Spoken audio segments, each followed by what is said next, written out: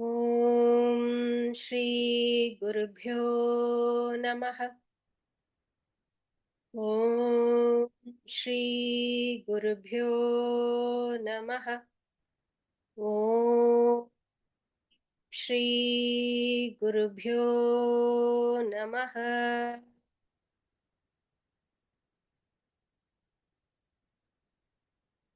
இந்த புனிதமான ஒரு மணி நேரத்தை சிவ சிந்தனையில் செலவிடுவோம். மாணிக்க வாசகரின் வரிகள் வெறும் சொற்கள் அல்ல, அவை ஆன்மாவை சுத்திகரிக்கும் மருந்துகள். ஒவ்வொரு வரியையும் வாசிக்கும் போது அது நம் மனக்கண்ணில் ஒரு காட்சியாக விரியட்டும்.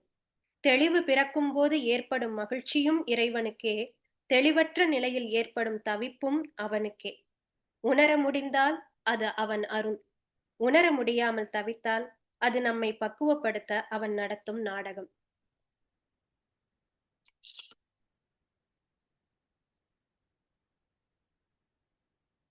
வாக்கு பலிதமும் நல்ல தெளிவான சிந்தனையுள்ள மனமும் லக்ஷ்மி தேவியின் தாமரை கண்களின் கடாட்சமும் நோயில்லா வாழ்வும் அருள அந்த கற்பக விநாயகரை வேண்டி வணங்குவோம்.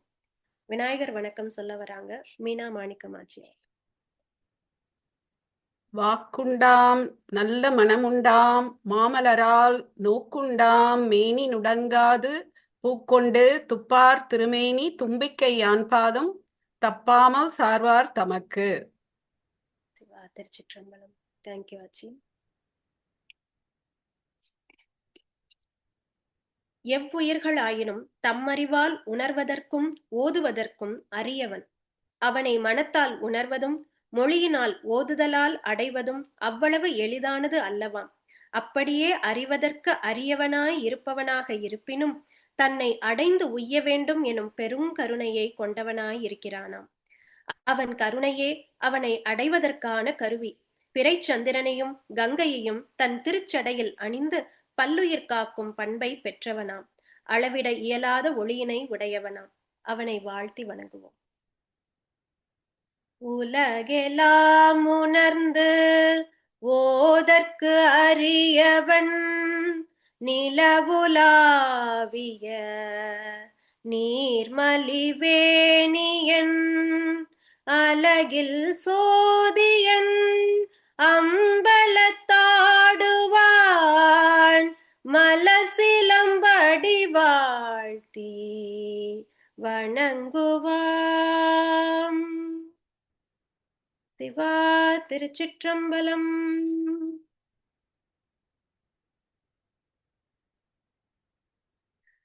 அளவற்ற தேவர்கள் சிவனையே நேராக சென்று கண்டு வழிபட்டனர்.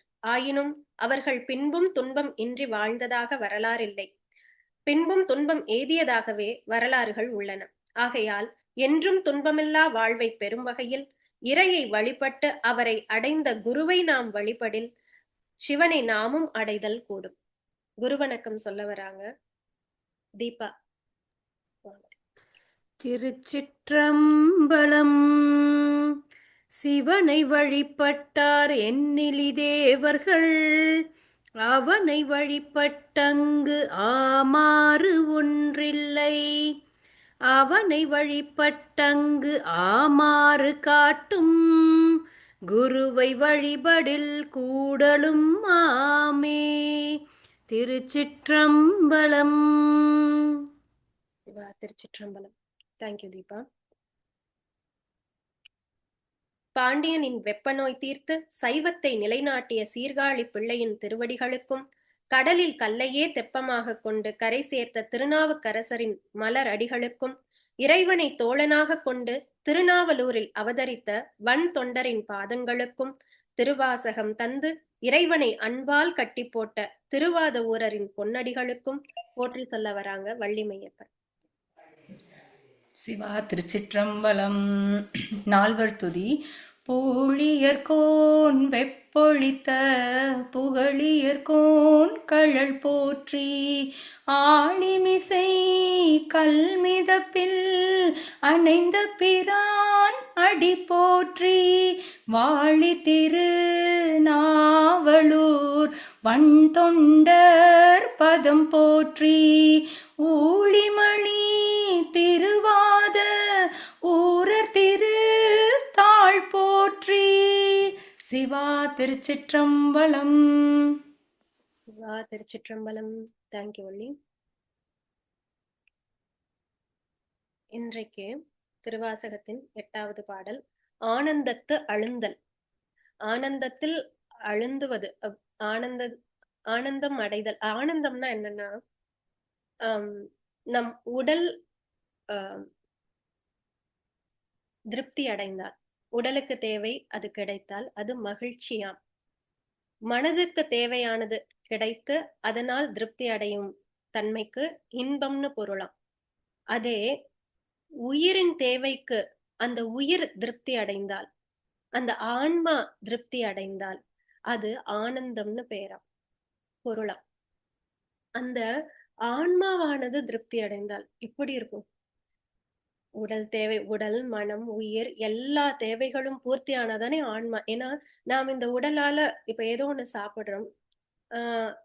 உடல் தேவை.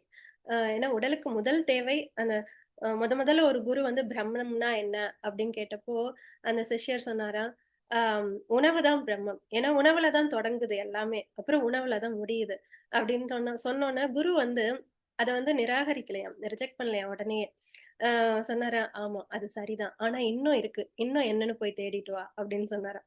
சோ அது போல உணவுதான், உணவு பிரதானம் எல்லா உயிர்களுக்கும். அந்த உணவை சாப்பிட்ட பிறகு ஒரு திருப்தி வருதே, அந்த திருப்தி யாருக்கு அப்படின்னு கேட்டா உடலுக்கு இல்லையாம், அந்த ஆன்மாவுக்கா, அது நமக்குள்ள உள்ள இறைவனுக்கா. அப்படி மனத்துக்கு ஒரு ஆசை. எல்லா மனமும் எதற்கு ஏங்குகிறது? அன்புக்குதான் ஏங்குகிறது. எப்படி சுத்தி வந்து பார்த்தாலும் கடைசியாக அந்த அன்புக்கு தான் இயங்கும்.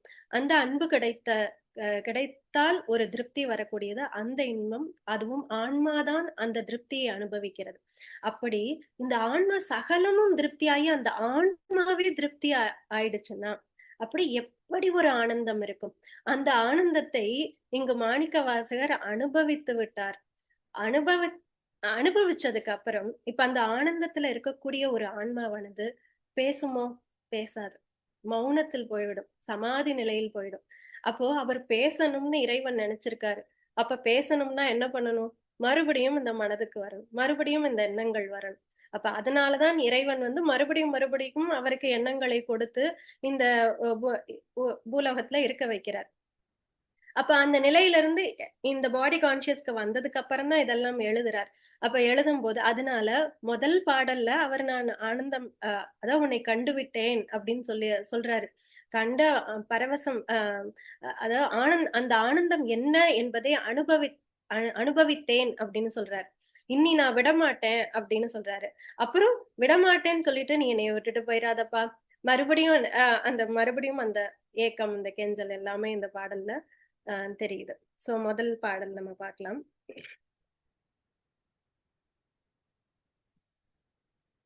புணர்ப்பது ஒக்க எந்தை என்னை ஆண்டு பூன நோக்கினாய், புணர்ப்பது அன்று இது என்ற போது நின்னோடு என்னோடு எண்ணிதாம், புணர்ப்பது ஆக அன்று இது ஆக அன்பு நின் கழல்கனே, புணர்ப்பது அது ஆக அம்கணாள புங்கம் ஆன போகமே. இங்க புணர்ப்பது ஒக்க எந்தை, புணர்ப்பதுன்னா இங்க ஒன்னா சேர்றதுதான். அந்த சேர்றதுதான் புணர்ப்பது அப்படின்னு சொல்றாங்க. என்னை ஆண்டு பூன நோக்கினாய். இங்க வந்து தீட்சை, அந்த பார்வை தீட்சை. இத நம்ம நிறைய நம்மளுடைய குருமார்களுடைய இதுல பார்க்கலாம். ரமண மகரிஷி கிட்ட வந்து போய் நின்ற சீடர்களுக்கு அவரின் பார்வை தீட்சையாலேயே அந்த எண்ணம்னா என்னது, அந்த மனம்ங்கிற நிலையெல்லாம் தாண்டி எதுவுமே இல்லாத அந்த சமாதி நிலைக்கு ஒரு சில நொடிகள் அவரை கொண்டு சென்ற அனுபவம் எல்லாம் சில அடியார்கள் வந்து சொல்றாங்க. அது போல ராமகிருஷ்ண பரமஹம்சர் விவேகானந்தருக்கு அதே சமாதி நிலையை தன்னுடைய காலால இதுல வந்து 4 விதமான தீட்சை சொல்லப்படும். கண் பார்வையால கொடுக்கக்கூடிய தீட்சை, அதுக்கப்புறம் ஸ்பர்ஷ தீட்சை, ஸ்பர்ஷத்தினால, அதுக்கப்புறம் மந்திர தீட்சை, வாயால கொடுக்கக்கூடிய தீட்சை. இப்ப பார்வையினாலும் தீட்சை கொடுக்கலாம், வாயால கொடுக்கக்கூடியது மந்திர தீட்சை. ஸ்பர்ஷ தீட்சைனா தொட்டு கொடுக்கக்கூடியது. அத வந்து சக்தினி பாதம்னு சொல்லுவாங்க அந்த தீட்சைக்கு. அப்படி தொட்டு கொடுக்கக்கூடியது. 4வது ஒரு தீட்சை உண்டு, அது வந்து மானச தீட்சை அப்படின்னு சொல்றது. அது வந்து அந்த எப்படி ஆமை வந்து தன்னுடைய குட்டிகளை ஈன்று விட்டு மண்ணுல ஈன்று விட்டு அது வந்து கடலுக்கு போய்விடும். ஆனா கடலுக்கு போனாலும் தன்னுடைய நினைப்பெல்லாம் இந்த குட்டிகளின் மேல தான் இருக்கும். இந்த குட்டிகளுக்கும் நினைப்பெல்லாம் இந்த ஆமை குட்டிகளுக்கும் நினைப்பெல்லாம் அந்த தாயினிடமே இருக்கும். இப்படி 2ம் நினைப்போட தொடர்பு கொண்டே இந்த குட்டிகளும் வளர்ந்து அதுக்கப்புறம் அதுவும் தண்ணிக்குள்ள போகுமா? அந்த தாயும் வந்து இந்த நினைப்பிலேயே இந்த குட்டிகளை வந்து பராமரிக்குமா? அதுபோல தான் இந்த மானச தீட்சை. நேரடியாக எந்த விதமான ஒரு தொடர்பும் இல்லாமல் மனதின் வழியாகவே தீட்சை அளிப்பது என்பது. அப்ப அது அது வந்து அதனுடைய ஒரு எடுத்துக்காட்டு தான் நம்ம அன்னைக்கு பார்த்தோம். யோகிராம் ஐயாவோட அ இதுல. "நீ சொல்லி கூட்டிக்கிட்டு வா" அப்படின்னு சொன்னது. எப்படி அவர் நினைப்பதை எப்படி அந்த உள்ள வந்து அ நடத்துகிறார் அப்படிங்கிறத அந்த ஒரு இது பார்த்தோம். அது ஒரு எடுத்துக்காட்டு பார்த்தோம். ஆனா தீட்சையானது எப்படி இருக்கும் அப்படிங்கிறது மானச தீட்சையானதுக்கு எப்படி இருக்கும் என்பது சரியாக புலப்படவில்லை. ஸோ இப்படி ம். இதுல இங்க வந்து பூனை நோக்கினாய் அப்படின்னு சொல்றாரு. அப்ப நேருக்கு நேர் இறைவன் பார்த்த அனுபவத்தை அவர் சொல்கிறார். தந்தையே நீ என்னை ஆட்கொண்டு உன்னோடு இணைத்துக் கொண்டாய். இனி நாம் பிரிவது என்பது கிடையாது. நீயே எனக்கு மேலான இன்பம். அழகிய கண்ணாளனே, அந்த கண்களை பார்த்ததுனால சொல்றாரு. அப்படி அழகிய கண்ணாளனே, நீ ஞானாசிரியனாக எழுந்தருளி வந்த அருள் புரிதற்குரிய பக்குவம் ஒத்து வந்தது. என் அப்பனே, என்னை ஆட்கொண்டு நான் உன்னை அடையும்படி திருவருட்பார்வை நல்கினாய். இவ்வுடம்பானது நின்னோடு என்னை இணக்குவதன்று என்று அறிந்த பின்பும் இதனால் என்ன பயன்? இது ஒழிவதாக. நின் திருவடி கண்ணே, அன்பானது என்னை சேர்ப்பதாக. உயர்ந்த சிவானந்த போகமானது என்னை நின்னோடு பொருத்துமாக.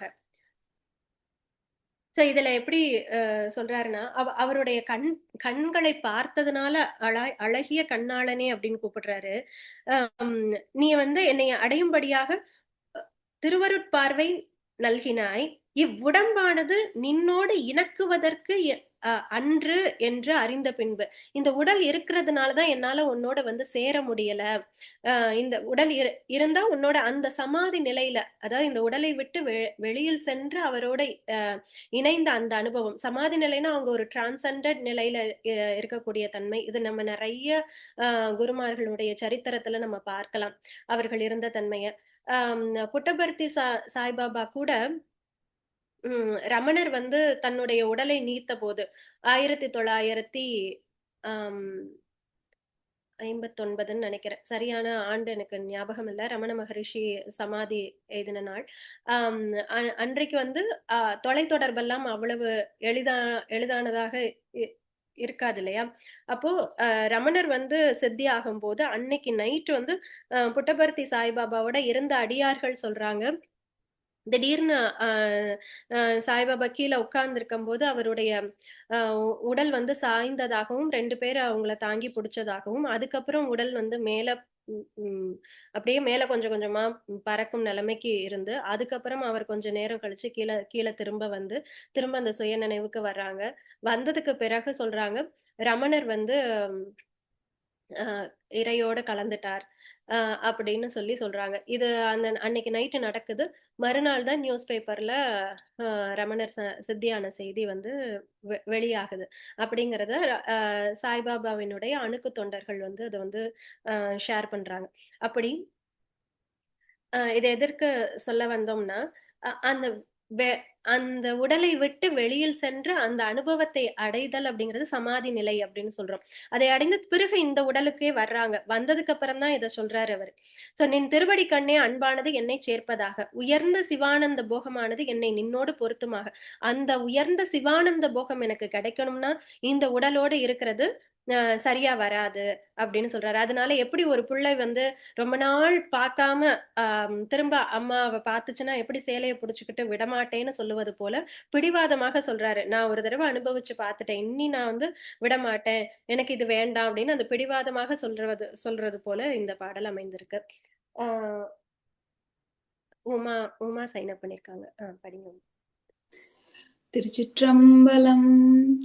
புணர்ப்பதொக்க எந்த என்னை ஆண்டு பூன நோக்கினாய், புணர்ப்பதன்று இதென்ற போது நின்னோடென்னோடென்னைதாம் புணர்ப்பதாக அன்றிதாக அன்பனின் கடல்கனி புணர்ப்பதாக அம்கணாள புங்கமான போகமே. திருச்சிற்றம்பலம். திருச்சிற்றம்பலம். தேங்க்யூ உமா. அடுத்தது, அந்த இன்பத்தை பார்த்தவர்கள் இந்த உலக இன்பத்தை வேண்டுவார்களா? இதெல்லாம் ஒரு இன்பமே இல்ல அப்படின்னு. அதாவது நம்ம ஊருக்குள்ள ஒரு பெரிய ஒரு இத சுத்தி பார்த்துட்டு, அப்புறம் இந்த நாட்டை விட்டே வெளியில போய் வேற ஒரு பெரிய ஒரு டெஸ்டினேஷனை பார்த்துட்டு வந்தா அது எப்படி இருந்தது தெரியுமா அப்படின்னு, இதெல்லாம் என்ன அது எப்படி இருந்தது அப்படின்னு நம்ம சொல்லுவோம்ல. அது மாதிரி இங்க வந்து இதெல்லாம் இந்த இன்பம் எல்லாம் என்ன, அந்த இன்பத்துக்கு முன்னாடி இதெல்லாம் இன்பம்னே சொல்லக்கூடாது அப்படிங்கிறது மாதிரி உலக இன்பம்லாம் வேண்டாமே, இதெல்லாம் வேண்டாம், எனக்கு வேண்டாம், அதுதான் எனக்கு வேண்டும் அப்படின்னு சொல்றது. அப்போ இந்த பாடல் வந்து என்ன சொல்றாரு? ஆம், சிவபோகத்தை விரும்பி இந்திரன் முதலிய இறையவர் பதவிக்குரிய இன்பங்களை விரும்ப மாட்டேன். இந்திரன்லாம் ஆம், தேவர்கள் எல்லாம் அடுத்தடுத்த அந்த பதவியை நோக்கி வேணும், இருக்கணும், அரக்கர்களை ஜெயிக்கணும், அப்படிதான் ஏதோ ஒரு பலனை நோக்கிதான் உன்னை வேண்டுறாங்க. எனக்கு அதெல்லாம் தேவையில்லை. ஒருவனே, என் தலைவனே, உன் திருவடி இடமின்றி வேறு யாதும் துணை இல்லை. உன் திருவடிதான் வேண்டும், அந்த ஆனந்த அனுபவம் தான் வேண்டும். அப்பனே, உடம்பு புளியம்பல ஓடு போல என்னின் வேறாக பெற்று நடுநடுங்க எனது கைகள் சிரமீது கும்பிடும் தொழில்கண் பொருந்துக. கண்களின் நின்று விழும் நீரொழுக்க ஆறாக பெருகுவதாக. அவரை நினைக்கும் மெய்யடியார்களின் பண்பு இதுதான். அவரை நினைச்ச உடனே உடம்பெல்லாம் புல்லரிச்சு கண்கள்ல இருந்து தண்ணியா கொட்டுறதுதான் மெய்யன்பர்களினுடைய சிம்பல். அதாவது எப்படி சொல்ற, சின்னங்கள், வெளிப்பாடு. வெளிப்பாடு. சோ அப்படி இதையே இந்த மெய் அன்பர்கள்லாம் அப்படின்னு சொல்றோம்ல, அப்ப இதையே மெய்யன்பர்கள் எல்லாருமே பாடுறாங்க. அபிராமி பட்டர் சொல்றாரு, அதே போல தொண்டரடி பொடி ஆழ்வார் சொல்றாரு. தொண்டரடி பொடி ஆழ்வாரனுடைய இந்த பாடல் நமக்கு எல்லாருக்கும் ரொம்ப தெரிஞ்ச பாடலா இருக்கும். பச்சை மாமலை போல் மேனி பவளவாய் கமலச்செங்கன் அச்சுதா அமரர் ஏரே ஆயர்த்தம் கொழுந்தே என்னும் இச்சுவை தவிர யான் போய் இந்திர லோகம் ஆளும் அச்சுவை பெறினும் வேண்டேன் அரங்கமா நகர் உளானே. தொண்டரடி பொடி ஆழ்வார் என்ன சொல்றாரு தெரியுமா? உன்னையே பாடி பாடி இந்த இன்பம் கிடைக்குதுல, உன்னையே நினைச்சு நினைச்சு பாடி பாடி இந்த இன்பம் கிடைக்குதுல, இந்த இன்பம் எனக்கு போதும். இச்சுவை தவிர யான் போய் இந்திரலோகம் ஆளும் அச்சுவை பெறினும், இந்திர பதவியே கிடைச்சாலும், இதற்கு மேல உள்ள எந்த பதவியானாலும், எங்க போகணும்னாலும் அது யான் வேண்டேன், வேற எதுவுமே எனக்கு வேண்டாம், அரங்கமா நகர் உளானே அப்படின்னு சொல்றாரு. அதே அதே மீனிங்ல தான் இங்க நமக்கு மாணிக்க வாசகரும் சொல்றாரு, எனக்கு இந்திர பதவியோ அல்லது வேற எந்த இன்பமோ வேண்டாம், உன் திருவடியை தவிர எனக்கு வேற கதி இல்லை.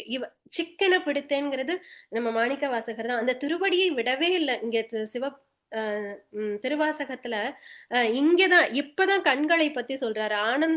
ஆனந்தத்தை அழுந்தல்லதான் இப்பதான் அந்த கண்களை நோக்கினேன் அப்படின்னே சொல்றாரு. அவனும் நோக்கங்கிற மாதிரி கண்களை நோக்கினேன் இந்த இடத்துலதான் சொல்றாரு. அது வரைக்கும் அந்த திருவடியை அவர் விடவே இல்லை.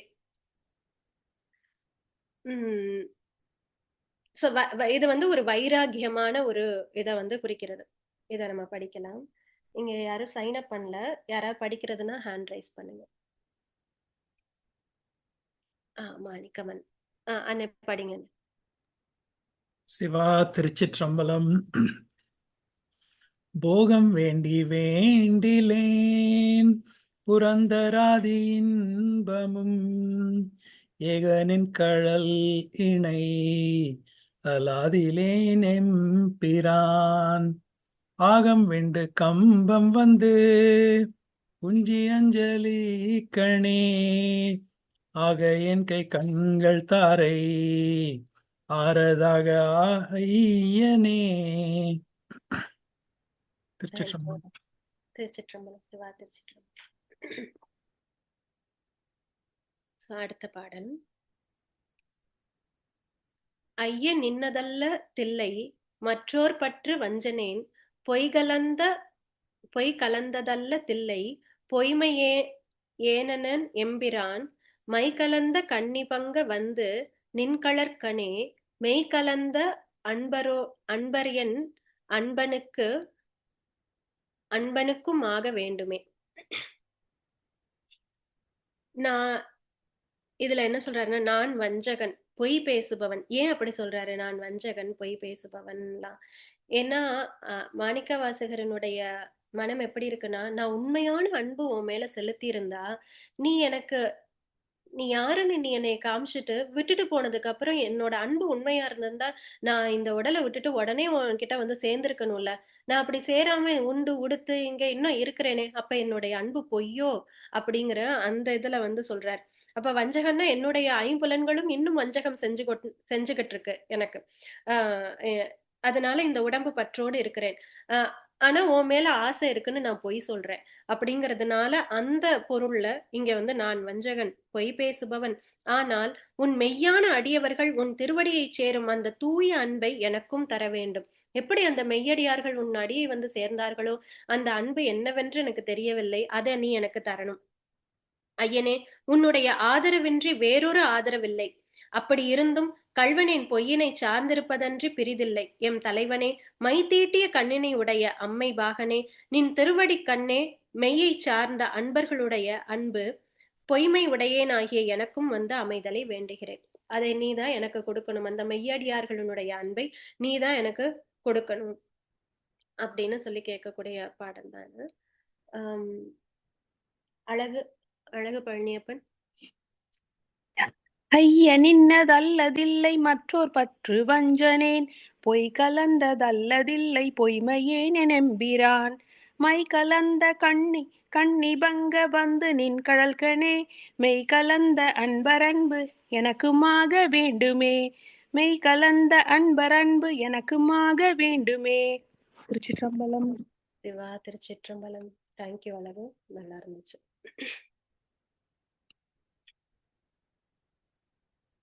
அடுத்ததாக 74ஆம் பாடல். வேண்டு நின் கழற்கணன் அன்பு பொய்மை தீர்த்து மெய்மையே, என் பொய்மையை நீக்கி என்னை மெய்யாக ஆட்கொள். நான் செத்து செத்து பிறந்தாலும் எப்போதும் உன் திருவடிகளையே வணங்க வேண்டும். அரசனே, பொய்யினை நீக்கி உண்மையாகவே ஆட்கொண்ட அருளி நாயேனுக்கு ஐயோ என்று இறங்கி அருள வேண்டும். உன் திருவடிகளை சென்னி மேற்கொண்டு கடையேனாகிய யானும் வணக்கம் வணக்கம் என்று எப்போதும் சொல்ல வேண்டும். பிறவி வரினும் இறந்து இறந்து மீண்டும் உன்னையே வணங்குகிறேன். உன் திருவடிக்கண் அயரா அன்பினை வேண்டுகிறேன். அப்போ இறைவனை போற்றி போற்றி துதிக்கும் அந்த நேரம் மட்டுமே ரிமெம்பரிங் காட், அதுதான் வந்து லிவிங் அப்படின்னு சொல்றாரு யோகிராமையா சொல்லும் போது. Remembrance of God is living அப்படின்னு. நம்ம எப்ப மறக்கிறோமோ, இறைவனை எப்ப மறக்கிறோமோ, ஒண்ணு அப்பதான் நம்மளுடைய கர்மவினை நம்மளை சூழ்ந்து கொள்ளும். அந்த இறைவனுடைய நினைப்புல இருக்கும் போதும், இறைவனுடைய பேரை நம்ம உச்சரிச்சுக்கிட்டு இருக்கும் போதும், அவரை போற்றி புகழ்ந்து கொண்டு இருக்கும் போதும் இந்த வினை நம்மளை சாராது. அது ஒன்று. இன்னொன்னு, இறைவனுடைய நினைப்பு இல்லாமல் இருக்கும் தன்மை இறந்ததற்கு சமம் அப்படின்னு கடுமையாகவும் சொல்லப்படுது. அப்படி இருப்பதனால இந்த பொய்மையை நீக்கிறதுக்கு, என்னைய மெய்யாக நீ ஆட்கொண்டு அருளுவதற்கு உன் திருவடிகளை மேற்கொண்டு கடையேனாகிய நானும் வணக்கம் வணக்கம் என்று எப்போதும் சொல்ல வேண்டும். அதுதான் இங்க வழி. அதனாலதான் சகஸ்ர நாமங்கள்னு ஏகப்பட்ட நாமங்கள் கொடுத்திருக்கு. அதை நீ அதை வந்து நம்ம ஆரம்பிச்சாவே ஒரு முடிக்கிறதுக்கு 1/2 மணி நேரம் ஆகும். அப்படியாவது அந்த நேரமாவது நம்ம வேற எதையும் பேசி அதனால் வினைகள் சேர்த்து கொள்ளாமல் இருக்கலாம். இதுல நம்ம அந்த வினைகள்னு பார்க்கும்போது இது ரொம்ப முக்கியமாக குரு உபதேசங்களில் வரக்கூடிய ஒன்று. எல்லா குரு உபதேசங்களிலும் சாய் சச்சரித்திரத்திலையும் பார்க்கலாம், யோகிராமையாவோடதுலையும் பார்க்கலாம். முதல்ல நம்ம வேற உடல் கட்டுப்பாடுகளை அவர்கள் சொல்லுவதை விட இதைத்தான் முதல் படிப்பினையாக சொல்லுவார்கள். என்னன்னா, பிறருடைய குற்றங்களை கூறுவது என்பது சாய் சச்சரித்திரத்துல சொல்லப்படுது. எப்படி அப்படின்னா, பிறருடைய குற்றங்களை கூறுவது என்பது உன்னுடைய நாவால் அவர்களுடைய மலத்தை கழுவுவது போல் அப்படின்னு ரொம்ப கடுமையாகவே சொல்றாரு அவரு. இதுல யோகிராம் ஐயாவோடதுல பார்க்கும்போது, பிறருடைய குற்றங்களை சொல்லும் போது ரொம்ப சர்வசாதாரணமாக நாம் அவர்களுடைய வினைகளை எடுத்துக்கொள்கிறோமா. எந்த விதமான ஒரு அதாவது வினைகள்னா என்னது, பாவங்களை எடுத்துக்கொள்கிறோம் அப்படின்னு சொல்றாங்க. இதுல இந்த கதை ஒன்று எல்லாருமே நம்ம கேள்விப்பட்டிருப்போம். ஆனா என்னுடைய மனதை மிகவும் பாதித்த கதை இது. அதை உடனே எல்லாம் மனசு ஒத்துக்கல. அதை ஒத்துக்கிறதுக்கு ரொம்ப நாளாச்சு. ஆனா அப்புறம் அதுதான் உண்மைன்னும் தெரிய வந்தது. அம் ஒரு பெரிய ஒரு அரசன் இருக்காரு. அந்த அரசனுக்கு வந்து அம் அடியார்களுக்கு அன்னமிடுறது தான் அவருடைய அம் தொண்டாக வச்சிருக்கார். அப்படி ஒரு அடியாருக்கு சாப்பாடு குடுத்ததுக்கு அப்புறம் தான் அவரு அந்த நாள் அவர் சாப்பிடுறது அப்படிங்கிறத வச்சிருக்கார். இப்படி வச்சிருக்கும்போது வருஷத்துக்கு ஒரு நாள் எல்லா சன்னியாசிகளையும் அழைத்து எல்லோருக்கும் விருந்து பரிமாறுவது, சமைத்து அன்னதானம் வழங்குவது அப்படிங்கிறது ஒரு மகா பெரிய ஒரு நிகழ்ச்சியாக அவர் ஒவ்வொரு வருடமும் செய்து கொண்டு வரார். இத கேள்விப்பட்டு வருஷா வருஷம் நெறைய சன்னியாசிகள் கூடும் இடமாக அது மாறி விடுறது. அப்படி ஒரு வருடம் ரொம்ப விமர்சையாக நாலா பக்கங்களிலிருந்தும் சன்னியாசிகள் கால்நடையாக இதற்காகவே இந்த மாதத்தில் இது வரும் அப்படின்னு எங்கிருந்தாலும் வர்றாங்க. அப்படி வரும்போது ஒரு 3000 4000 பேர் ஒரு இடத்துல கூடுறாங்க. அப்போ அதுக்கு தகுந்த மாதிரி சமைக்கிறதுக்கு ஒரு பொட்டல் வெட்ட வெளியில் சமைக்கப்படுகிறது. அண்டா எல்லாம் வச்சு சமையல் ஆட்கள் வச்சு உணவு தயாரிக்கப்படுகிறது. இதுல அந்த சமயம் என்ன நடக்குது அப்படின்னா, ஒரு ஒரு பருந்து ஒரு பாம்பை கொல்றது. கொ கொன்னுட்டு அந்த பாம்பு வந்து கால்ல புடிச்சு மேல பறந்து போகுது. இது இந்த சமைக்கக்கூடிய அந்த இடத்துக்கு மேல பறந்து போகுது. இப்ப இந்த பாம்பினுடைய வாயிலிருந்து ஒரு துளி விஷம் வந்து அந்த அந்த அண்டாவுல வந்து சமைக்கக்கூடிய ஒரு அண்டால வந்து விழுந்துடுது. அ இது அந்த சமைச்சுக்கிட்டு இருக்கவங்களுக்கும் தெரியாது. அவர்களுக்கும் அது தெரியாது. அப்ப இந்த உணவு பரிமாறப்பட்டது. எல்லாருக்கும் பரிமாறப்பட்டு, அன்னைக்கு சாப்பிட்டவர்கள் அனைத்து பேரும் இ இறந்து போயிர்றாங்க. இப்படி இறந்து போன உடனே சித்ரகுப்தர் வந்து யமதர்மராஜாவை கேட்கிறாராம். இப்படி ஒரு நிகழ்வு நடந்துருச்சே! இதுல வந்து பாம்பையும் நம்ம குத்தம் சொல்ல முடியாது. ஏன்னா பாம்பு இறந்து போச்சு. அதுக்கு தெரியாது. பருந்தையும் நம்ம குத்தம் சொல்ல முடியாது. ஏன்னா அது உணவை எடுத்துக்கொண்டு போச்சு. அதுக்கும் வந்து இதுல போடணுங்கிற இன்டென்ஷன் அதுக்கு கிடையாது. சமையல் ஆட்களையும் குத்தம் சொல்ல முடியாது. ஏன்னா அவர்களுக்கு தெரியவே தெரியாது அந்த விஷம் அதுல விழுந்தது. ஆ இதையெல்லாம் ஆர்கனைஸ் பண்ற எடுத்து நடத்துற அரசனுக்கும் இதுக்கும் சம்பந்தமும் இல்லை. அரசனும் இதுல வந்து அம் இது கிடையாது. அப்ப இத்தன பேர் ஆனா இறந்து போயிருக்காங்க. ஆ ஆ 1000, 2000 பேர் இறந்து போயிருக்காங்க. இப்ப இத நான் யார் கணக்கில் எழுதுவது? அப்படின்னு கேட்கும்போது, "பொறுத்திரு காலம் பதில் சொல்லும்" அப்படின்னு யமதர்மராஜா சொல்றாராம். சொன்னதுக்கு பிறகு, அம் ஒரு 3 மாசம் கழிச்சு, ஒரு 2 சன்னியாசிகள் வந்து இந்த ராஜாவ தேடி வராங்க. ஆனா எந்த பக்கமா போறதுன்னு தெரியாம இவர் வந்து சன்னியாசிகள் அ தா அன்னதானம் கேட்டா அவரு சாப்பாடு குடுக்காம இருக்க மாட்டாருங்கிறது தெரிஞ்சு, அவங்க 2 சன்னியாசி ரொம்ப தூரத்துல இருந்து எப்படியோ தேடி கண்டுபிடிச்சு வராங்க. வரும்போது ஒரு வீட்டுக்கு வெளியில் ஒரு வாசல்ல ஒரு மூதாட்டி இருக்கிறாள். அந்த மூதாட்டியிடம் எப்படி செல்ல வேண்டும் இந்த அரசரை பார்ப்பதற்கு? ஆம் அவர் வந்து அன்னதானம் இடுவாராமே! அ அ அந்த அரசரினுடைய மாளிகை எங்க இருக்கு? அப்படின்னு சொல்லி கேட்கறாங்க. அப்படி கேட்கும்போது அவள் வந்து, இதோ இந்த பக்கம் தான் போகணும். ஆனா 3 மாசம் முன்னாடி அவர் போட்ட சாப்பாட்டுல கிட்டத்தட்ட 2000 பேர் இறந்து போயிட்டாங்க. அதனால நீங்க பார்த்து போங்க. அவ்வளதான் சொல்லுவேன். அப்படின்னு சொல்லி சொல்றாங்க. சொன்னோனே வந்தவர்களுக்கு ஒரே குழப்பம். ஆ ஐய்யய்யோ! அந்த அரசர் நல்லவர் இல்ல போல்ருக்கு. 3000 பேரு இறந்து போயிட்டாங்களாம். அப்ப என்ன சாப்பாட்டுல என்ன இதுவாச்சுன்னு தெரியல. அதனால நம்ம போய் சாப்பிட வேணாம்னு அவ்ளோ தூரம் வந்தவங்க திரும்பி போயிடுறாங்க. அம் இப்போ அ யமதர்மராஜா சொன்னாராம், சித்திரகுப்த நாயனார் கிட்ட, "அந்த 3000 பேரு 2000 பேர் இறந்த கணக்கையும் இந்த மூதாட்டியின் பேர்ல எழுது" அப்படின்னு சொன்னாராம். ஆம் அப்போ வந்து அ அது என்னால அத அப்ப ஒத்துக்கவே முடியல. என் மனச எப்படினாலும் சமாதானமே பண்ண முடியல. ஏன்னா இது என்ன இதுவா இருக்கு. அது எப்படி 2000 பேர் இறந்த ஒரு இத வந்து எப்படி அந்த மூதாட்டியின் பேர்ல எழுதலாம்? அப்படின்னா, அப்ப பிறகு வந்து அம் எப் அ இப்போ அம் ஒரு உயிர் போகக்கூடிய ஒரு நிலைமையில, அ வீடு பத்தி எரியுது.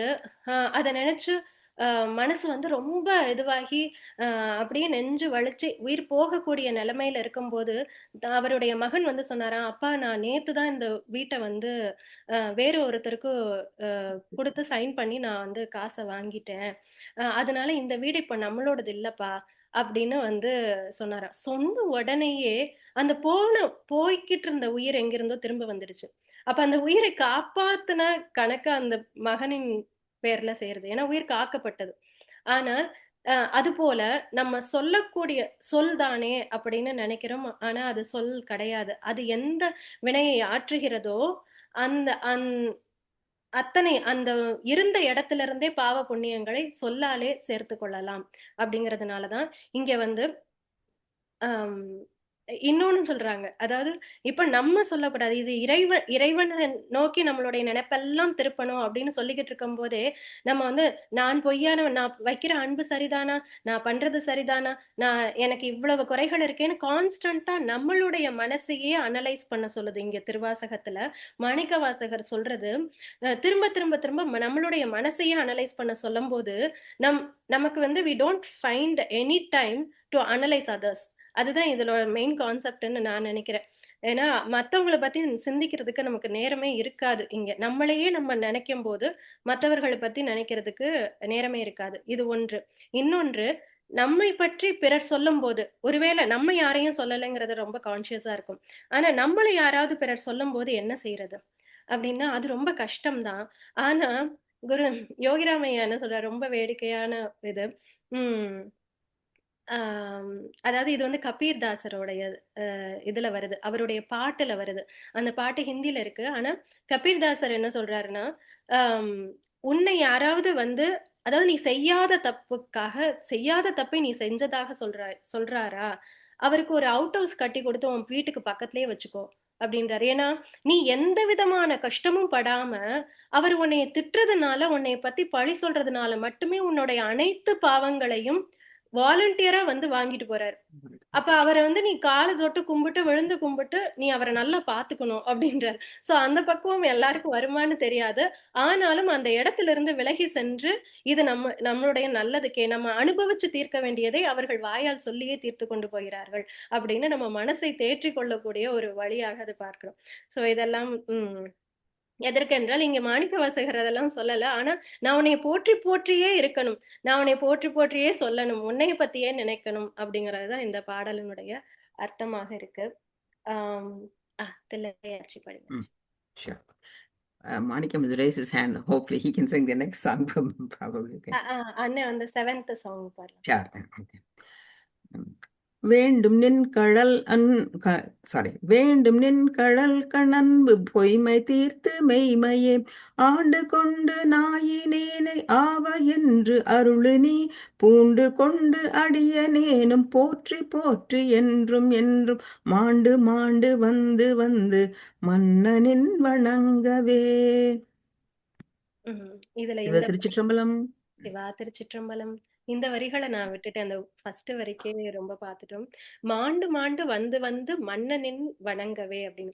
இறந்து இறந்து திரும்ப திரும்ப முதல்ல என்ன சொன்னார், எப்படியாவது நான் உன்னை வந்து அடைஞ்சிடணும், எனக்கு இந்த பிறவியே வேண்டாம் அப்படியெல்லாம் சொன்னார். ஆனா அந்த ஆனந்தத்தை அனுபவித்த பிறகு இங்க இருந்து கொண்டே, பூலோகத்துல இருந்து கொண்டே இந்த ஆனந்தத்தை அனுபவிக்கலாம், அவரோடு சேர்ந்து இருக்கலாம் அப்படின்னு தெரிஞ்ச பிறகு, நீ என்னோடு இருந்தா, உன் கழல் என்கிட்ட, உன் கழல் அடியிலேயே நீ என்னைய வச்சிருந்தா எத்தனை பிறவி வேணாலும் இது மாதிரி நான் வந்து வந்து போவேன், எனக்கு கவலை இல்லை அப்படின்னு சொல்றாரு.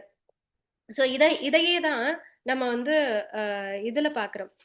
அதாவது விழி கிடைக்குமா சாங்ல, கோடி ஜென்மம் நான் எடுப்பேன் குரு உந்தன் அருள் இருந்தால், கோடி ஜென்மம் நான் எடுப்பேன் குரு உந்தன் அருள் இருந்தால், குணக்கொன்றே உனக்காக என்னை ஆக்குவேன், குணக்குன்றே உனக்காக என்னை ஆக்குவேன், நினைக்காத துன்பம் பல என்னை வந்து சேரும் போது, நினைக்காத துன்பம் பல என்னை வந்து சேரும் போது, நினைத்தாலே அபயம் தரும் கரம் கிடைக்குமா, உன்னை நினைத்தால் அபயம் தரும் கரம் கிடைக்குமா, கோடி ஜென்மம் நான் எடுப்பேன் குரு உந்தன் அருளினால், நீ என் கூட வர்றேன்னு சொல்லு, நான் எத்தனை ஜென்மம் வேணாலும் எடுக்கிறேன், எனக்கு கவலையே இல்லை, உன்னுடைய சேவையை மட்டுமே, உனக்காக என்னை ஆக்குவேன், எனக்குன்னு தனியா எதுவுமே வேண்டாம், நீ சொல்றதை மட்டுமே நான் செய்யறேன். இப்படி பல பல பாடல்கள் உண்டு. குருவினுடைய அருள் பெற்றவர்கள் அந்த குருவின் அடியிலேயே, அந்த சிவனின் அடியிலேயே இருக்கிறதை தான் எப்போதுமே விரும்புகிறார்கள் அப்படிங்கிறது. இது 5வது பாடல். நெருங்கிய நகில்களை உடைய மாதினை ஒரு பாகமாக உடையவனே, உன்னை அன்றி வேறொரு மெய்ப்பொருள் இல்லை, அதனால் மண்ணுலகமும் விண்ணுலகமும் உன்னை அடைய விரும்பி வழிபடுகின்றன. மறைகள் நான்கும் உன்னை காண ஓலமிட்டு காண பெறாமையால் வாடுகின்றன. அடியோங்களாகிய நாங்களும் உன்னை வணங்கி விடமாட்டோம் என்று கூறவும் நீ வெளிப்போந்து அருள் செய்வதற்கு தடையாக எதனை நினைக்கிறாய்? அவ்வாறு நினையாமல் இணங்குவாயாக. எல்லாரும் உன்னைய விண்ணுலகம் மண்ணுலகம் எல்லாரும் நீ வந்து ஆட்கொள்ளணும் அப்படின்னு உன்னைய நினைச்சு வழிபடுறாங்க.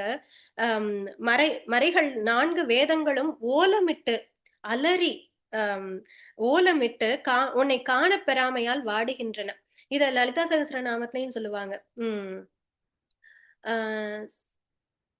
சிந்தூர கிருத்தி பாதா தூலிகா. ஃபுல் நாமம் ஞாபகம் வர மாட்டேங்குது. அதாவது வேத மாதாவினுடைய தலை வந்து அம்பாளினுடைய பாதத்தில் இருக்கிறதாம். அந்த அம்பாளினுடைய பாதம் வந்து குங்குமத்தால செவந்து போயிருக்கான். அந்த குங்குமம் யாரோடதுன்னு பார்த்தா வேத மாதாவினுடைய தலையில் இட்டிருக்கக்கூடிய குங்குமம் தான் அந்த அம்பாளினுடைய பாதங்கள்ல இருக்கான். ஏன்னா வேத மாதா அவளுடைய தலையை வந்து அந்த பாதத்திலேயே வச்சிருக்காளாம், நிமிர்ந்தே பார்க்கலையாம்.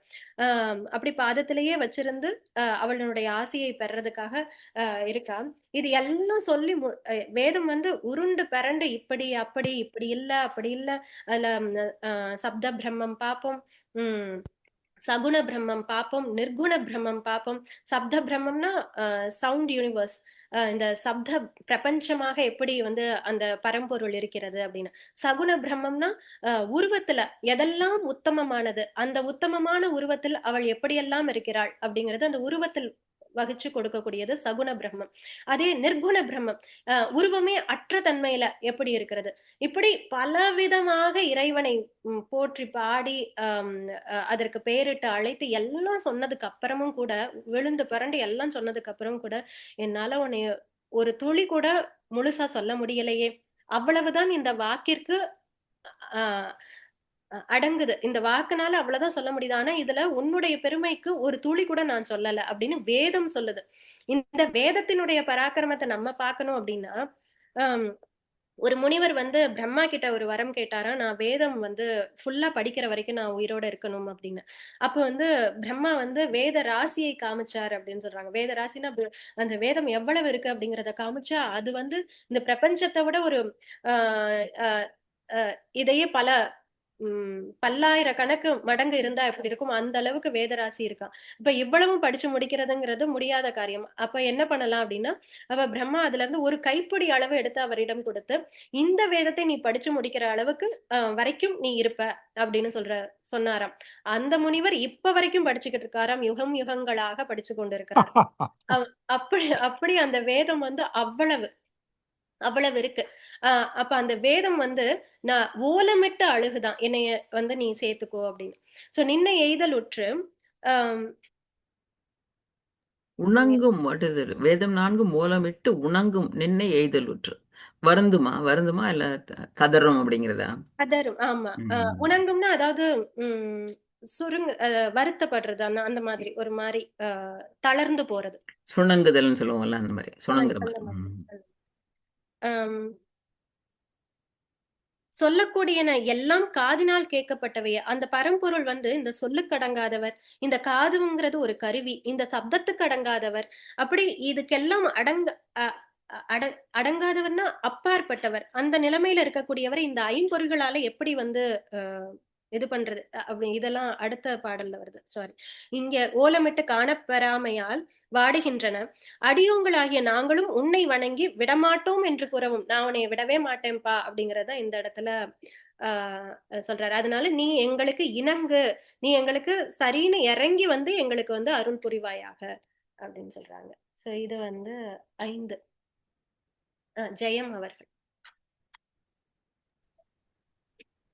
திருச்சிற்றம்பலம். வணங்கும் நின்னை மன்னும் விண்ணும் வேதம் 4 மூலமிட்டு உணங்கும் நின்னை எய்தலுற்று மற்றொரு உண்மையின்மையின் வணங்கியாம் விடேங்கள் என்ன வந்து நின்ற அருளுதற்கு இணங்கு கொங்கை மங்கை பங்கை என்களோ நினைப்பதே. திருச்சிற்றம்பலம்.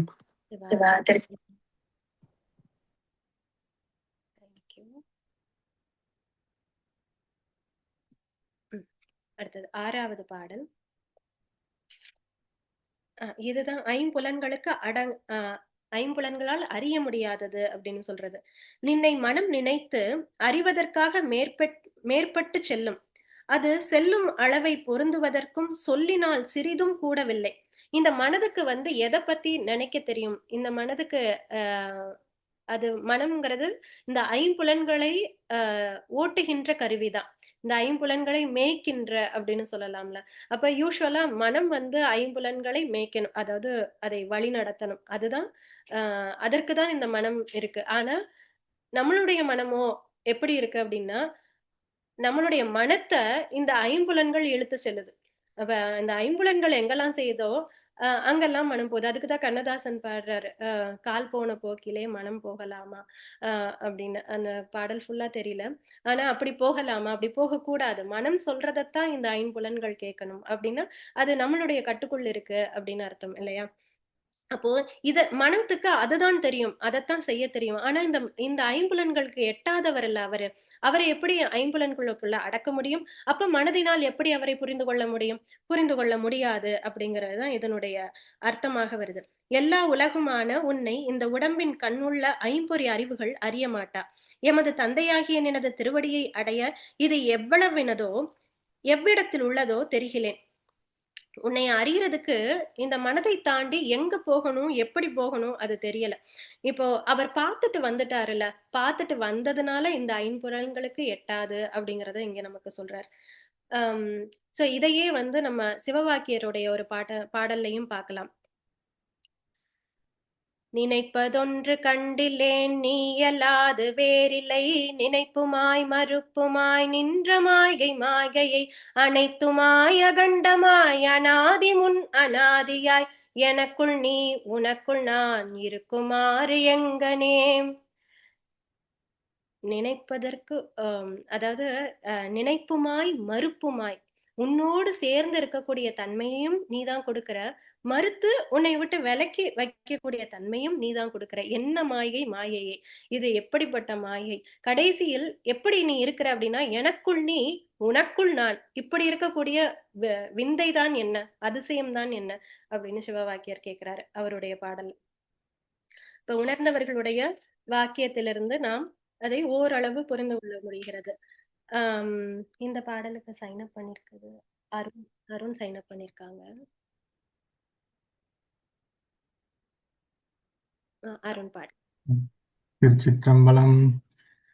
நினைப்பதாக சிந்தை செல்லும் எல்லையேய வாக்கினால் தினைத்தனையும் ஆவதில்லை சொல்லலாவ கேட்பவே. அனைத்துலகும் ஆய நின்னை ஐம்புலன்கள் காண்கிலா எனைத்தெனைத்தது எப்புறத்ததெந்தை பாதம் எய்தவே. திருச்சிற்றம்பலம். திருச்சிற்றம்பலம். தேங்க்யூ அருண். அடுத்தது 7வது பாடல். எய்தலாவது என்று நின்னை எம்பிரான் இவ்வஞ்சனேற்கு உய்தலாவது உன்கண் அன்றி மற்றோர் உண்மை இன்மையின் பைதலாவது என்று பாதுகாத்து இறங்கு பாவியேற்கு ஈதலாது நின்கண் ஒன்றும் வண்ணம் இல்லை ஈசனே. எம்பெருமானே, உன்னை அடைதல் என்பது எப்போது? இக்கள்வன் ஆகிய எனக்கு உன்னிடமின்றி உய்யும் வழிக்கு வேறொரு மெய்மை இல்லாமையால் ஆண்டவனே, சிறுவனென்று கருதி பாவியேனை காப்பாற்றி இறங்கி அருளுக. நீ இறங்கி அருள்கின்ற இச்செயல் அன்றி உன்பால் வந்து ஒன்றாகும் வழி வேறில்லை. அந்த சமாதி நிலைக்கு போனதுக்கு அப்புறம் திரும்ப அவருடைய அப்படியே கலந்து விட மாட்டோமா அப்படிங்கிற அந்த ஒரு இதனாலதான் திரும்ப வந்து இந்த இக்கள்வன் சொல்றது மறுபடியும் இந்த புலன்களுக்குள்ள வந்ததுனால அவர் இக்கள்வன் அப்படின்னு சொல்றாரு. கள்வன் ஆகிய எனக்கு உன்னிடமின்றி உய்யும் வழிக்கு வேறொரு மெய்மை, வேற எதை பத்தியும் எனக்கு நினைக்க தெரியல. உன்னைய விட்டா எனக்கு வேற எந்த வழியும் தெரியல. எல்லாம் நம்மை மீறி, சில விஷயங்கள்லாம் நம்மை மீறி நடக்கும் போது, நம்ம கையில எதுவும் இல்லைன்னு உணரும் போது தன்னால நம்மளுடைய கைகள் இறையை நோக்கி செல்லும். இதுல வந்து ரெண்டு விதமான கதைகளை நாம் இதுக்கு வந்து பார்க்கலாம். அதாவது ஒண்ணு, நம்ம எல்லாருக்கும் தெரியும் திரௌபதியினுடைய கதை. திரௌபதி வந்து எல்லோரையும் அவளை சுத்தி இருந்தவர்கள் எல்லாம் மிகவும் தர்மத்தில் தவறாதவர்கள் இருந்தார்கள். அந்த அரசவை வந்து துரியோதனன் இருந்தா கூட, பீஷ்மர் இருந்தாரு, விதுரர் இருந்தாரு, அது அப்பேற்பட்ட சபை. அந்த அந்த சபை அதில் தர்மம் தெரியாதவர்கள்னு யாருமே கிடையாது. எல்லோருக்கும் துரியோதனனுக்கும் தர்மம் நல்லாவே தெரியும், எல்லோருக்கும் தெரியும். அந்த குலமகளை அப்படி கொண்டு வரக்கூடாதுன்னு அவர்கள் எல்லோருக்கும் தெரியாதவங்களே அங்க யாருமே கிடையாது. அது மட்டுமா, மாவீரர்கள் அவர்களைப் போல வீரர்கள் அடுத்த எந்த யுகங்களிலுமே இல்லை. அப்படிப்பட்ட மாவீரர்கள் நிறைந்த சபையாக இருந்தது அது.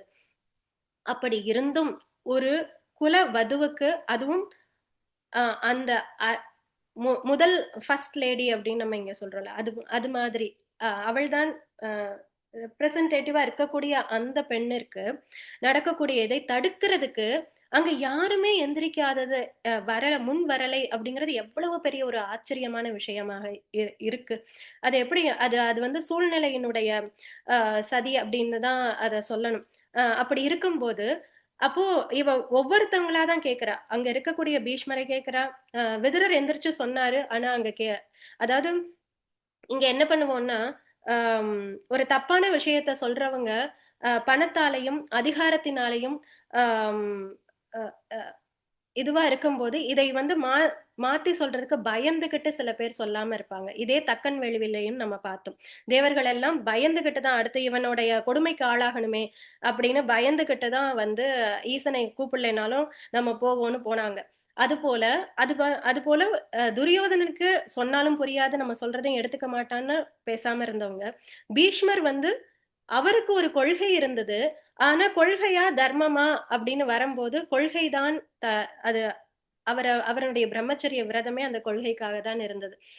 ஹஸ்தினாபுரத்தின் அரியாசனத்தை காப்பாத்துவேன் அப்படின்னு. அப்ப அதுக்காக அவர் பேசாம இருந்தார். இப்படி ஒவ்வொருத்தவங்களுக்கும் ஒவ்வொரு காரணம் இருந்தது. இப்படி இருக்கும்போது எல்லாரையும் கேட்டு கடைசியில் வேற வழியே இல்லை அப்படின்னு சொல்லும்போது தன்னை நம்பினாள், கடைசியா தன்னை நம்பினாள். அந்த அவளுடைய நம்பிக்கையும் தனக்கும் இன்னுமே முடியாது அப்படின்னு, அதுவும் முடியாதுங்கிற பட்சத்துலதான் இறைவனை நோக்கி கோவிந்தான்னு கதறி அழைத்தாள். அதுவும் கதறி அழைக்கிறதுனா அந்த ஆன்மாவின் கதறுதல். அந்த ஆன்மாவின் கதறுதல், அவள் கதறி அழைக்கும் போது அந்த இடத்திலேயே இறைவன் வந்து அருள் பாலித்தார் அப்படிங்கிறத பாக்குறோம். இது வந்து அவள் உலக இதுல இருக்கும்போது அந்த ஆன்மை எல்லாத்தையும் மீறி ஒண்ணு நடக்குது, இதுக்கு மேல நமக்கு வந்து வேற வழியே இல்லை அப்படிங்கும்போது அவள் உணர்ந்து இறைவனை அழைத்த போது நடந்த தன்மை. இதே தாடகைன்னு ஒரு பக்தை இருக்கா. அந்த பக்தை வந்து 48 நாட்கள் வந்து குளத்துல போய் தண்ணி எடுத்து கொண்டாந்து இறைவனுக்கு வந்து அந்த சிவலிங்கத்துக்கு ஊத்துவது அப்படிங்கிறத வந்து தன்னுடைய விரதமாக மேற்கொண்டிருந்தாள். அப்ப 48வது நாள் அந்த குளத்துல போய் குடம் எடுத்துக்கொண்டு வந்து மலை ஏறி வந்து சிவனுக்கு அபிஷேகம் பண்ணுவது என்பது அவள் 48 நாள் இல்ல, அவளுடைய வாழ்க்கையின் தொண்டே அதுதான் அப்படின்னு வச்சிருந்ததுன்னு நினைக்கிறேன். எனக்கு சரியா அது ஞாபகம் இல்லை. ஆனா அப்படி பண்ணும்போது அன்றுதான் அது கடைசி நாள். ஆமா, அன்னைக்கு அது கடைசி நாள். அது முடிச்சுட்டான்னா அவளுடைய அந்த இது வந்து பிரார்த்தனை பூர்த்தி ஆகும். அந்த நாள்ல அவ எடுத்துக்கொண்டாந்து இறைவனுக்கு ஊற்றும் போது, இது வந்து நாயனார்கள் கதையில வருது. அப்படி இறைவனுக்கு வந்து ஊற்றும் போது அவளுடைய சேலையானது, முந்தானையானது வந்து நழுவுகிறது. அப்ப நழுவும் போது அவளுக்கு வந்து அந்த தன்னுடைய அதாவது சாமிக்கு அந்த அபிஷேகம் பண்ணணும், தண்ணி குடத்தை கீழே வச்சுட்டா விரதம் கெட்டு போயிடும். அங்க இருந்து கீழே இருந்து கொண்டு வந்து தூக்கிட்டு வந்து அந்த தண்ணியில அபிஷேகம் பண்ணணுங்கிறதான் அவளுடைய விரதமே. இப்போ சேலையை பிடிக்கணும்னா குடத்தை விடணும், குடத்தை வச்சா விரதம் போயிடும். இப்ப அப்படி ஒரு தர்ம சங்கடமான சூழ்நிலை. ஆனா தன்னுடைய சேவை வந்து இறைவனுக்கு எப்படியாவது செஞ்சிடணும், இதையும் பூர்த்தி பண்ணிடணும்னு அப்படின்னு அவ மனசு தவிக்குது. ஆனா அந்த சேலையை விடுறதுக்கும் அவளுக்கு மனசு இல்ல. அப்போ இங்க இறைவன் என்ன பண்றாரு, அந்த தாடகை செய்தது என்னன்னா, இங்க தாடகைங்கிறது வந்து ராமாயணத்துல வரக்கூடிய தாடகை இல்ல, இது நாயன்மார்ல வர தாடகைங்கிறது அந்த அந்த பெண்ணினுடைய பெயர். அப்போ அந்த ஈசன் என்ன பண்றாருன்னா, அந்த அந்த டிவோட்டியோட அந்த குரலுக்கு வந்து செவி சாச்சு அந்த லிங்கமே சாய்ந்து கொடுத்ததாம். அவள் இப்படியே சேலையை புடிச்சுக்கிட்டே அந்த குடத்துல இருந்து தண்ணிய ஊத்துறதுக்கு அந்த லிங்கமானது தன்னை சாய்த்து கொடுத்ததாம். அப்படி சாய்ச்சு கொடுத்த லிங்கம் சாய்ந்தே இருந்த போதுதான் ஒரு அரசர் அதுக்கப்புறம் இந்த லிங்கம் இப்படி சாஞ்சே இருக்கே அப்படின்னு சொல்லி அதை வந்து புடிச்சு இழுத்து நிப்பாட்டணும்னு யானை, குதிரை, படை, அவருடைய அனைத்து போர் படைகளையும் கொண்டாந்து நிறுத்தி அந்த லிங்கத்தை, இது வந்து அப்புறம் பல நூற்றாண்டுகள் கழித்து இந்த அரசர் வந்து அவரும் ஒரு சிவபக்தர், அவர் அந்த லிங்கத்தை வந்து புடிச்சு இழுத்து நிறுத்தணும்னு சொல்லி அதை வந்து இழுக்கிறாரு. அங்க யானை படையே புடிச்சு இழுக்குது. அதுக்கப்புறம் குதிரை இருக்கு, அதுல தேர் இருக்கு, எல்லாம் புடிச்சு இழுக்கிறாங்க. அந்த லிங்கத்தை வந்து நிமித்தவே முடியல. அப்ப நம்மளுடைய அடியார், நான் பேர் மறந்துட்டேன், சோ அவர் வந்து இதை கேள்விப்பட்டு போறார். ஓ, எல்லாரும் சிவனை வந்து இது பண்றதுக்கு வந்து போறாங்களா, அப்ப நானும் அதுல ஒரு கடை தொண்டனாக நின்னு நானும் வந்து சேர்ந்து இழுக்கணும், அதுல நானும் பங்கு பெறணும் அப்படின்னு சொல்லி அதை கேள்விப்பட்டு ரொம்ப ஆர்வமா போறாரு. அப்படி போகும்போது எல்லாரும் இப்படி புடிச்சு இழுத்தாங்களாம். இவர் என்ன பண்ணாராம், போய் அந்த யானை சங்கிலி இருக்கு இல்லையா, அந்த யானை சங்கிலிய தன் கழுத்து மேல போட்டு அந்த கழுத்தை வச்சு அந்த அந்த லிங்கத்தை வந்து இழுத்தாராம், கழுத்துல போட்டு இழுத்தாராம். அப்படி இழுத்த உடனேயே அந்த லிங்கம் வந்து நிமிர்ந்து நின்றதாம். இது வந்து அமிர்தகடேஸ்வரர் அந்த லிங்கத்தினுடைய வரலாறுன்னு நினைக்கிறேன். நான் நாயன்மார் பேர் மறந்துட்டேன். சோ இப்பேற்பட்ட ஒரு கதை எதற்காக சொல்ல வந்தோம் அப்படின்னா, இறைவன் வந்து உலக வாழ்க்கையில நம்ம ஈடுபட்டு அது என்னால செய்ய முடியும், நம்ம செய்ய முடியும், நம்ம சக்திக்கு உட்பட்டதுன்னு நினைக்கிற வரையும், அவரை உணரும் வரைக்கும் அவர் வெயிட் பண்ணி இருக்காரு. ஆனா அவருடைய தொண்டுல அதுல வந்து நம்மளுடைய உலக வாழ்க்கையும் வேணும், ஆனா உன்னுடைய தொண்டையும் எப்படியாவது நான் செஞ்சிடணும் அப்படின்னு நினைக்கும் போது இதையும் பூர்த்தி பண்ணி அதையும் பூர்த்தி பண்றாரு அப்படிங்கறத இந்த 2 கதையும் நமக்கு சொல்ல வர்றது. சோ நம்ம இதை படிக்கலாம். இங்க 7வது புவனா போட்டிருக்காங்க. So sorry, 8 Manikkavasagar. குங்கிலிய கலைய நாயனார். கரெக்ட் ஆச்சு, குங்கிலிய கலைய நாயனார். குங்கிலிய கலைய நாயனார். அவருடைய தொண்டு வந்து குங்கிலியம் கொடுக்கறது தான், ஈசனுக்கு குங்கிலியம் கொடுக்கறது தான் அவருடைய தொண்டா வச்சிருக்காரு. ஆமா. 7வது பாடல் புவனா சங்கர்.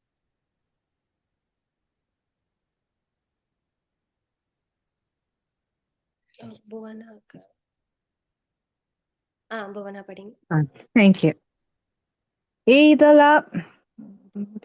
ஈதலாவதென்று நின்னை எம்பிரான் வஞ்சனேற்கு உய்தலாவது உன்க நன்றி மற்றொரு உண்மை இன்மையர் பைதலாவதென்று பாதுகாத்திறங்கு பாவியேற்கு ஈதலாது நின்கண் ஒன்றும் வண்ணமில்லை ஈசனே. ஓம் சிவாய. திருச்சிற்றம்பலம். திருச்சிற்றம்பலம். தேங்க்யூ புவனா. அடுத்த பாடல். எமது தலைவனே, ஆண்டவனே, இகத்திலும் பரத்திலும் உன்னையன்றி யாதும் இல்லை என்பதும் நீ வேறுபாடின்றி ஆண்டும் கலந்துளாய் என்பதும் அறிவிலாத யான் எடுத்துரைத்தேன். உரைத்தலார் பயன் என்ன? புலையனேனை ஆட்கொண்ட மாசற்றவனே, ஒளியானவனே, ஒப்பற்ற உன்னை அல்லாமல் பிரிதொரு கடவுள் உண்டென்பதை என் உள்ளம் நினையாது.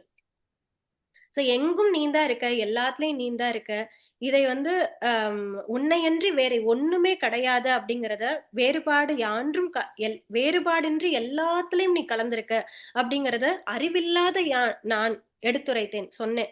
ஆனா அதனால பயன் என்ன?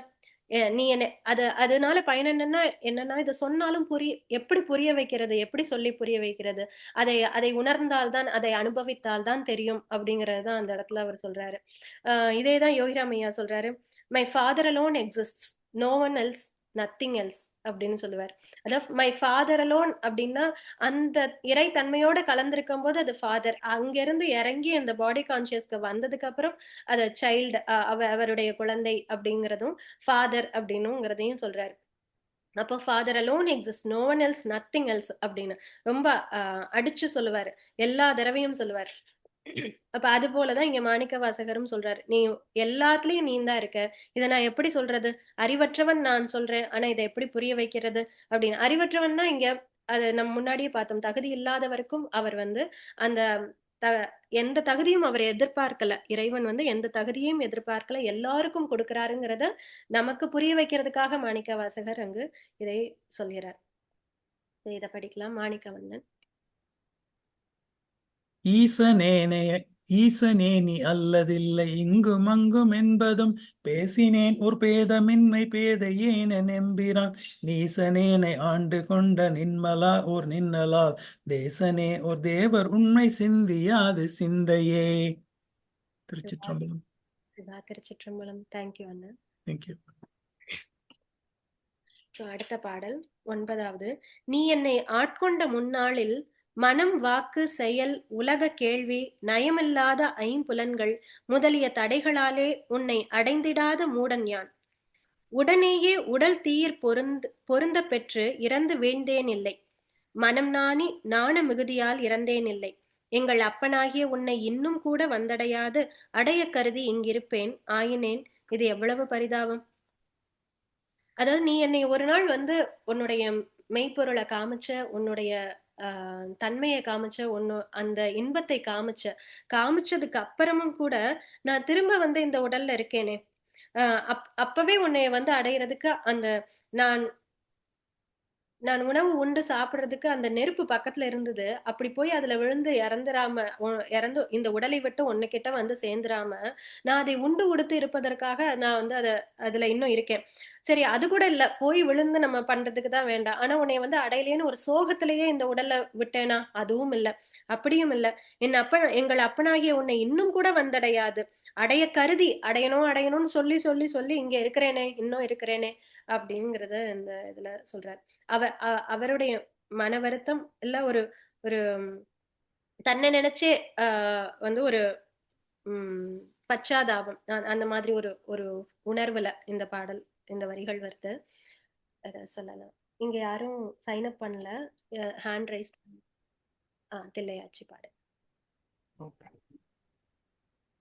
சிந்தை செய்க கேள்வி வாக்கு சீரில் ஐம்புலன்களால் முந்தையான காலம் நின்னை எய்திடாத மூர்கனேன் வெந்து ஐயா விழுந்திலேன் என் உள்ளம் வெள்கி விண்டிலேன் எந்தையாய நின்னை இன்னம் எய்தல் உற்றிருப்பேனே.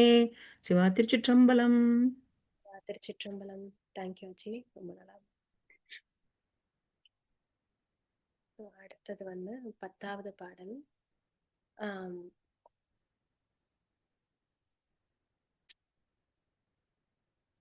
இரும்பு போல கடுமையான மனமுடைய கள்வனேனை ஆட்கொண்டு அருளினாய். நின் திருவடியில் எழும் கரும்பு தேன் என்னை விழுங்கி உடன் கலந்து செல்லவும் நெருப்பிருந்தது. அடியேனும் உணவு உண்டு இங்கிருந்து. இதனுடைய அர்த்தத்தை தான் நான் போன பாடலுக்கு சொல்லிட்டேன். சிந்தை செய்கை கேள்வி தீயிற் பொருத்த பெற்று இறந்து வீழ்ந்தேன் இல்லை. 2 பாடலும் மோரார்லஸ் ஒரே மாதிரி தான் வருது. இதுவும் அதேதான் சொல்றாரு. இங்க இந்த கரும்பு தேன் என்னை விழுங்கி உடன் கலந்து செல்லவும், இதுல ஒண்ணு சொல்லப்படுது, சித்த முறைகள்ல ஒண்ணு சொல்லப்படுது. யோக சித்திகள்ல 6 ஆதாரங்கள், 7வது சகசிராரம். இந்த முதல் ஆதாரம் மூலாதாரம். அது நம்மளுடைய முதுகெலும்பின் கடை நிலையில இருக்கக்கூடியது. சுவாதிஷ்டானம், இது தொப்புளுக்கு நேர் பின்னாடி முதுகெலும்புல இருக்கக்கூடிய ஒரு சக்கரமானது. அதுக்கப்புறம் மணிப்பூரகம், இது ஹிருதயத்துக்கு 2 இன்ச் கீழே. இது எல்லாமே நம்மளுடைய முதுகெலும்புல வரக்கூடிய ஆதாரங்களாக சொல்லப்படுது. அப்ப மணிப்பூரகம் ஹிருதயத்துக்கு 2 இன்ச் கீழே இருக்கு. அநாகதம் ஹிருதயத்துக்கு 2 இன்ச் மேல.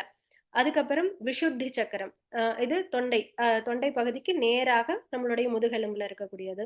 அதுக்கப்புறம் ஆக்ஞ சக்கரம். இப்படி ஆக்ஞத்தை அடையும் போது இந்த குண்டலினி சக்தியானது பை டிஃபால்ட் எல்லாருக்குமே இந்த சக்தியானது குண்டலினியானது உண்டு. இது எப்படி இருக்குமா? குண்டலினியானது இந்த மூலாதாரத்துல இந்த குண்டலினி சக்தியானது எப்படி இருக்குன்னு லலிதா சகஸ்ரநாமத்துல விவரிக்கப்படுது.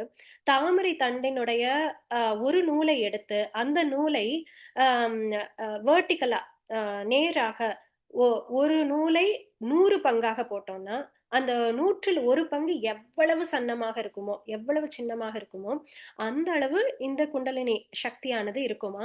இது மூலாதாரத்துல உறைந்து இருக்கு. ஏன் உறைந்து இருக்கு அப்படின்னா, இந்த பாம்பா 3.5 அங்குல பாம்பு அப்படின்னு சொல்றாங்க. அந்த பாம்பானது அது சுற்றி அந்த குண்டலினி சக்தி மேல சுற்றி அதனுடைய தலைய அது மேல வச்சு இப்படி தூங்கி இருக்குமா. இதைத்தான் காலால் எழுப்புவது அப்படின்னு விநாயகர் அகவல்ல அவை சொல்லுவாங்க. அந்த காலால்னா காற்றால் எழுப்புறது. அப்ப இந்த நம்ம மந்திர ஜபம்லாம் பண்ண பண்ண பண்ண பண்ண காற்றின் கை பிடித்து கொண்டுதான் இந்த பாம்பானது மேல் எழும்பும். பாம்பானதுன்னா இத பிடிச்சு கொண்டு அந்த குண்டலினி சக்தியானது மேல் எழும்பும் போது இந்த மூலாதாரத்தை தாண்டி சுவாதிஷ்டானம், அதுக்கப்புறம் மணிப்பூரகம், அநாகதம், இப்படி எல்லாத்தையும் தாண்டி ஆக்ஞ சக்கரத்திற்கு வந்து சேரும் பொழுது அங்கிருந்து ஒரு அமிர்தம் சுரக்கிறது அப்படின்னு சொல்றாங்க. இந்த அமிர்தமானது சுரந்து தன்னுடைய உள்நாக்கு வழியாக வருமா சித்தர்களுக்கு, யோகிகளுக்கு. அப்படி வரும்போது இவர்களுடைய மூச்சானது, நம்மளுடைய மூச்சானது எங்க நம்ம மூக்கு வழியா சுவாசிச்சு திரும்ப இது வழியாகவே உள்ள போய் வெளியில வருது இல்லையா. இவர்களுடைய சுவாசமானது நேராக வெளியிலே வராது, நேரா உள்ள போய் உள்ளேயே சர்க்குலேட் ஆகுமா. அப்ப உள்ளேயே சர்க்குலேட் ஆகும் போதுதான் இந்த அமிர்தமானது சுரக்கிறது அப்படின்னு சொல்றாங்க. அப்ப இந்த அமிர்தமானது சுரக்கும் போது அதுவே அந்த உடலினுடைய தேவைகள் எல்லாத்தையுமே பூர்த்தி செய்வதாலதான் திருமூலரால அந்த உடலை வந்து காயகல்பம் பண்ண முடிஞ்சது. இவர்களுக்கு வெளியில இருந்து காற்றோ எதுவுமே தேவையில்லை, காற்று கூட தேவையில்லை, சுவாசிக்க காற்று கூட தேவையில்லை. அப்படி ஒரு யோக முறை அது. அப்படி அந்த தேன் கரும்பு தேன் என்னை விழுங்கி உடன் கலந்து செல்லவும், அது என்னை விழுங்கினா அது ஆல்மோஸ்ட் என்னை கொண்டு உன்னுடைய பதத்துல கொண்டாந்து சேர்த்துருச்சு.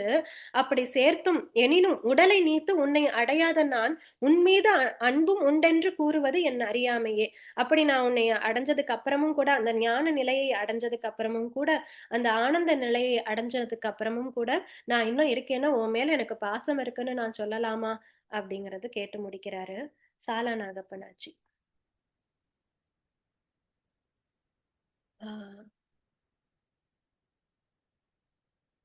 ஒரு நிமிஷம். சாலா நாகப்பனாச்சி ஆச்சி படிங்க. அன்மியூட் பண்ணிக்கங்க ஆச்சி. பண்ணிட்டேன். ஈர்ப்பு நெஞ்ச வஞ்சனேனை ஆண்டு கொண்ட நின்னதா கற்பு மட்டும் வாய்மடுத்து எனை கலந்து போகமும் நெருப்பும் உண்டு யானும் உண்டு இருந்தது உண்டு அது ஆயினும் விருப்பம் உண்டு நின்கண் என்கண் என்பதென்ன விச்சையே. நெருப்பும் உண்டு யானும் உண்டு இருந்தது உண்டது ஆயினும் விருப்பம் உண்டு நின்கண் என்கண் என்பது என்ன விச்சையே. சிவா திருச்சிற்றம்பலம். சிவா திருச்சிற்றம்பலம். என்ன இன்றைய பாடல் முடியுது. பிரார்த்தனைக்கு போயிடலாம். Murugappan. Yeah, thanks, Meena. So today I'll be singing a couple of lines from Manikavasaga Peruman அருளிச் செய்த 41வது திருப்பதிகம் அற்புதப்பத்து திருப்பெருந்துறையில் அருளியது, followed by the prayer song. மையலா இந்த மண்ணிடை வாழ்வேனும் ஆழியுள்ளகப்பட்டு தையலாரேனும் சுழித்தலைப்பட்டு நான் தலை தடுமாறாமே. பொய்யலாம் விட திருவருள் தந்து தன் பொன்னடியினை காட்டி மெய்யனாய் வெளி காட்டி முன் நின்றதோர் அற்புதம் விளம்பேனே. இந்த மாமலர் இட்டு முட்டாததோர் இயல்போடும் வணங்காதே சாந்தமார் மூளை தையல் நல்லாரோடும் தலை தடுமாறாகி போந்து யான் தூயர் புகவனம் அருள் செய்து பொற்கழலினை காட்டி வேந்தனாய் வெளியே என் முன் நின்றதோர் அற்புதம் விளம்பேனே. நடித்து மண்ணிடை பொய்யினை பல செய்து நான் எனதெனும் மாய கடித்த வாயிலே நின்று முன்வினை மிக களறியே திரிவேனை பிடித்து முன் நின்று அப்பெருமாரை தேடிய அரும்பொருள் அடியேனை அடித்து அடித்து அக்காரமுன் தீற்றிய அற்புதம் அறியேனை. பொருந்துமி பிறப்பு இறப்பிவை நினையாது பொய்களே புகன்று போய் கருங்குழலினார் கண்களால் ஏறுண்டு கலங்கியே கிடப்பேனை திரிந்து சேவடி சிலம்பவை சீலம்பிட திருவோடும் அகலாதே அருந்துணைவனாய் ஆண்டு கொண்டருளிய அற்புதம் அறியேனே. சிவா திருச்சிற்றம்பலம். குழைத்தப்பத்து பிரேசாங் திருப்பெருந்துறையில் அருளியது.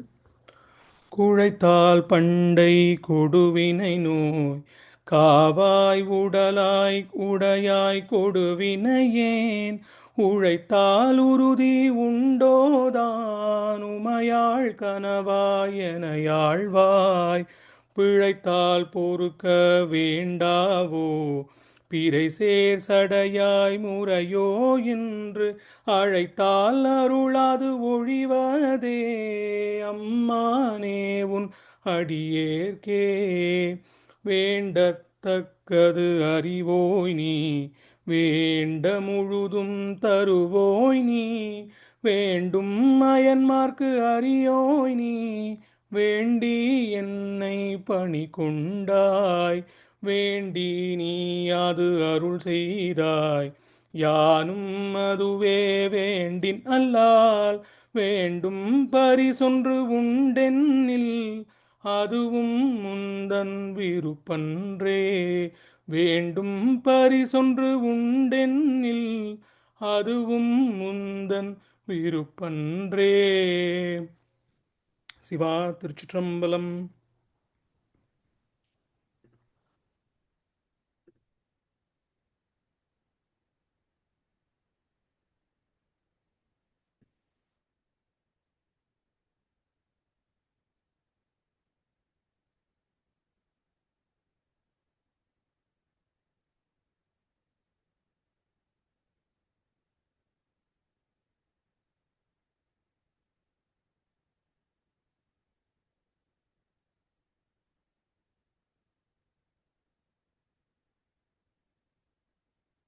ஓம் ஸ்ரீ குருபியோ நமஹ.